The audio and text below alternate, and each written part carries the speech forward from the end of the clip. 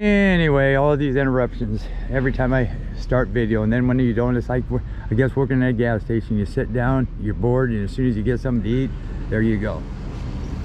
It gets busy. Aero design in back again. You got your ladder. You got a 175, which is the same as a 200. Stainless steel prop shaft, drive shaft, 2 coats of clear, 2 coats of primer, aluminum. And aluminum is, and they use a vibra stop, that black pad. So aluminums don't vibrate as much as stainless. So in my opinion, unless you got a race boat or need that to plane the boat, but these plane within 2.5 seconds, they get great fuel economy. So I would say probably go more towards aluminum, and you can buy 2 aluminums for 1 stainless, easy. And they're just smoother, I think, but that's my opinion. But anyway, transducer brackets. Now this is that new design that comes up like this. So what that happens is water's coming off and comes up, and this is down in the water, so it's trying to get more water to that props, which then means you got to raise the motor up. Okay, you think you would drop it where the cab plate's level? No, you won't. You'd get a wall of water just shooting, you'd be too deep. Now I found out you almost have to go to the 3rd hole, because a 2, it does really good, but you're going to get a lot of V-spray. You're still going to get V-spray, but if I drop that 1 more hole, then it's going to affect the handling of the boat, because you're going to be too deep.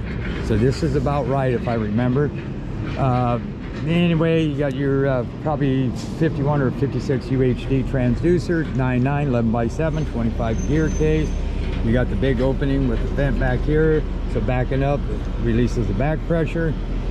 You got your trim switch, your P-hole. I carry paper clips with me, so sometimes if you come out and no water is coming out, undo the paper clip, jam it in there. If you still don't, pop this cowling off, pull the hose off, and then ream out the inside of that thing. If you still don't get water coming out, then it's going to let out a buzzer, then it's going to have a light coming on, then it'll go into reduction. If it goes into reduction, that means you have an issue.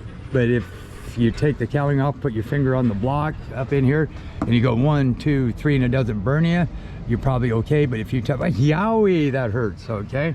That means you probably have an issue. But if you don't get hot, it doesn't go into the reduction gear, it could be a sensor.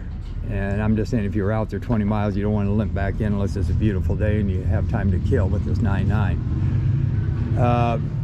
Tie downs, primer bulb here, tie bar, and you really don't need a tie bar on here, but when you go remote, you might as well.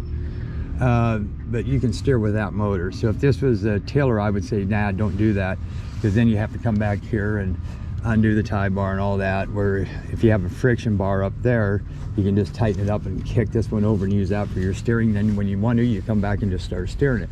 Your gas is here, your vents here, you got cleat. No matter where they put cleats, they got one there, that's fine. But if it was me, I know what they're trying to get it out of your way, but I'd move this one. This isn't so bad because you do have this here, but it could have stood to get a little farther out here this way, so your bumper don't go beyond the boat.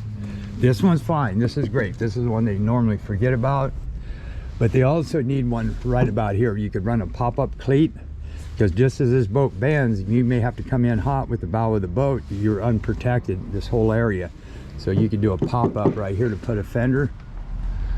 And then we go back here. And then we go into here. You went Garmin, you're the man.